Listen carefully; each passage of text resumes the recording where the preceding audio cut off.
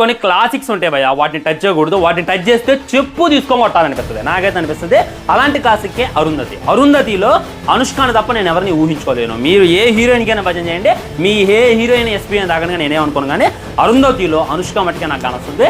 So Arundhati సినిమాని హిందీలో తీయబోతున్నారంట. Heroine ఎవరో తెలిస్తే మీరు షేక్ అవుతారు. మన శ్రీలీల అంట. బాబా మీకు ఇదేం పోయే కాలం రా బాబు అనేటటువంటి ఫీలింగ్ నాకైతే కలిగింది.